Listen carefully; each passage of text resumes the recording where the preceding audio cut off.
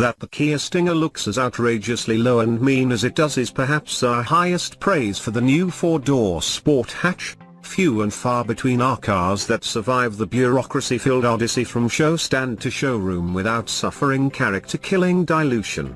Yet the production Stinger's shape matches nearly line for line that of the Kia GT concept, which made its debut at the 2011 Frankfurt Motor Show. Production realities excised the concept's rear-hinge rear doors, added B-pillars, and transformed its wing cameras into conventional door-mounted side mirrors. Otherwise, the similarities are as plain as day. The GT's grille flanking intake scoops remain on the production car, as do the wraparound tail lamps, which terminate in reflectors on the rear quarter panels. The rear side windows too share their distinctive quarter-round shape with the GT concepts. Even the Stinger's name, which shrouds the car in the same majesty as greats such as the Plymouth Fury and the Hillman Imp, hints that something is different about this Kia. Part of that something, a big part of it, actually, is shocking straight-line performance. Highs holy crap, acceleration, mid-size car space, compact car money, solid feature count, lows rough-edged limit handling, lax luxury level finish. On the loud side, verdict not a luxury car but an awfully quick approximation of one. Our test car, a pre-production rear-wheel drive GT fitted with the brand's 365 horsepower twin-turbocharged 3.3-litre V6, treated us to a 12.9-second quarter mile at 111 miles per hour, and it did so without any fanfare. Just wood the throttle and the car's 255/35 ZR19 Michelin Pilot Sport 4 rear rubber finds the purchase necessary to produce such numbers. The homegrown 8-speed automatic is at its best when left to shift itself. So that's what we did.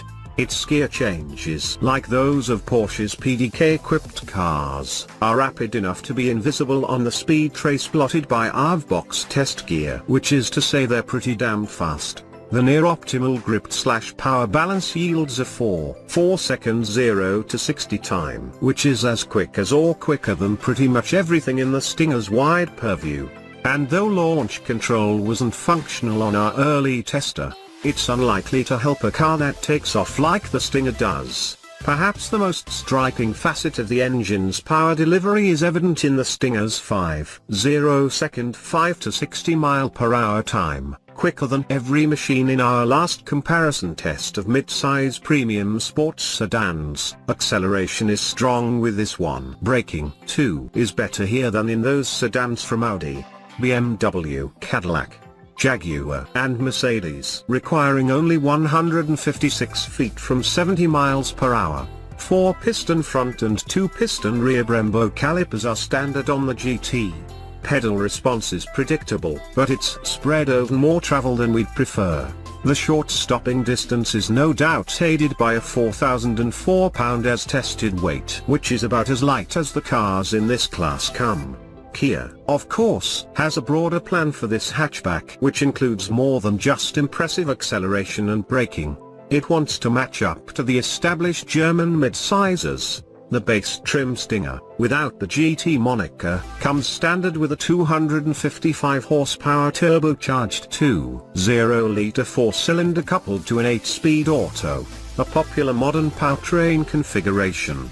Both engines are available with rear or all-wheel drive, and the Stinger is competitively scaled.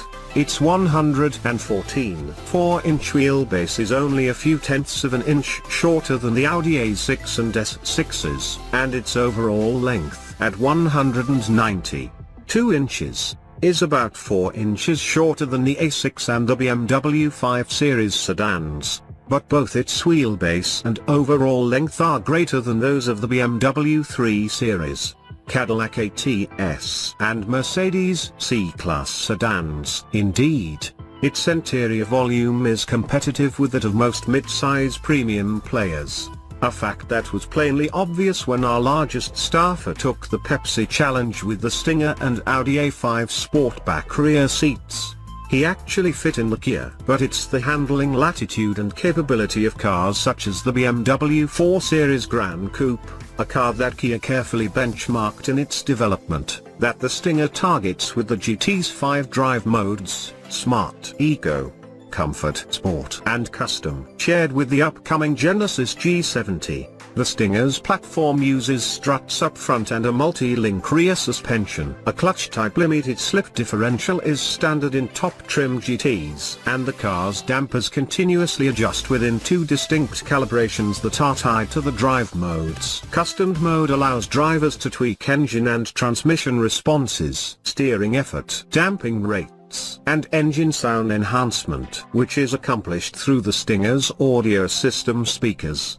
At 0.93 grams, the Stinger's skid pad grip is on par with middleweight sports sedans, but lean aggressively on it through a meandering back road, and the edges of the Hyundai Kia chassis tuning strategy begin to fray. Communication through the electrically assisted steering wheel lacks the granular precision of most any Audi sedan. Press the Stinger on a demanding road and its acumen diminishes as the limits approach. Mid-corner heaves and crests reveal a front/rear damping imbalance that's unnervingly exposed near the ragged edge. Even in their stiffest setting, the rear dampers failed to adequately control the Stinger's rear end movement, affording its driver the opportunity to experience the suspension's full range of geometry changes during cornering and acceleration. Perceptibly awkward pitch and dive motions accompany acceleration and braking when pushing the car hard. Then there's the transmission. Wheel-mounted shift paddles deliver rev-matched downshifts, provided the requests aren't overly aggressive. Response to upshift inputs isn't instant, even if the shifts themselves are. And the Stinger, regardless of its drive mode, forcefully resists holding gears at redline unless its stability control is disabled. These are all calibration choices that could change before production. They're also potent details that speak to the Stinger's merely modest commitment to the craft of driving like an insane person. Kia, for its part, admits that the Stinger's ride prioritizes comfort over ultimate performance. And that's not a bad thing for a self-proclaimed GT car. Avoid the edge of its limits and it will serve you well, doling out a touring-level ride appropriate for its cruise missile status on the open road. It is indeed comfortable, but it's not the suspended by clouds feeling you'll find in its upmarket competition. The GT's seats are soft and wide and covered in nap leather, but they don't offer striking material quality, supportive bolstering, or stunning beauty. It's a theme that carries throughout the Stinger's interior, which is unobjectionable but a level below the premium sedans whose numbers the Stinger matches in performance testing.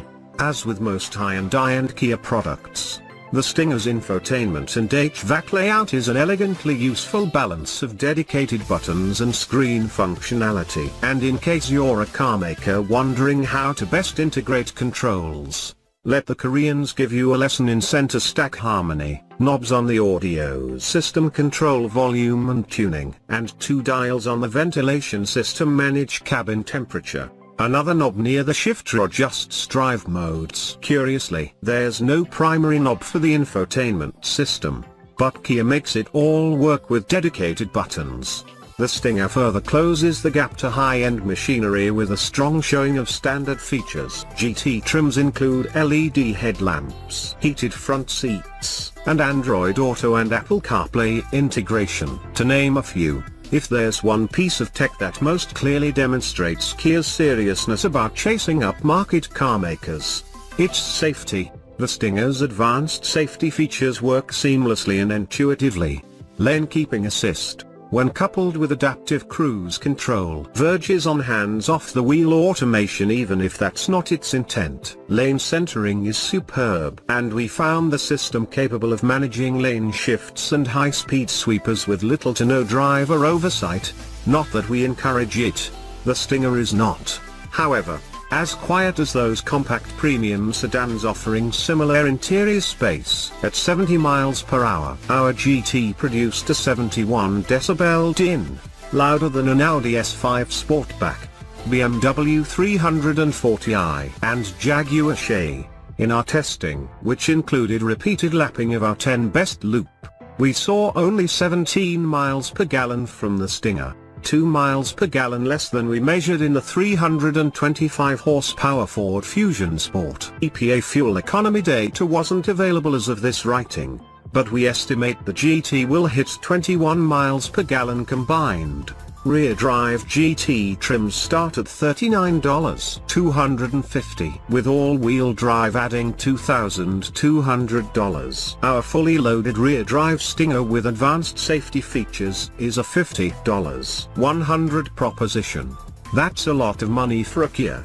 Which leaves us asking, is this hidden hatch Kia worth $50? Despite being quick at both going and stopping, the Stinger lacks the feel, finish, and immersive experience of the premium mid-size players. But it's without question a better car inside than, say, a Dodge Charger Daytona, which starts at a nearly identical price yet lacks the Stinger's performance.